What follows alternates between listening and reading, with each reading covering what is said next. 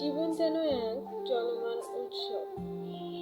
বয়সের সাথে সাথে যেমন অভিজ্ঞতা বাড়তে থাকে, ঠিক তেমনি আমাদের মনের পরমাণন্ত ও প্রাণবন্ততাকে রক্ষা করতে হবে নতুন উদ্যম, আনন্দ আর আশা নিয়ে। জীবনের প্রকৃত সুখ নিহিত থাকে মনের মুক্তি আর শ্রদ্ধায়।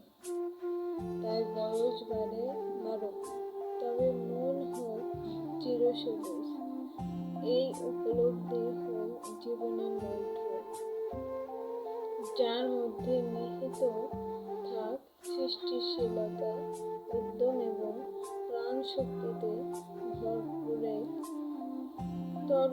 তাজা মন। বয়সের ভারে যা কখনো নজব হবে না।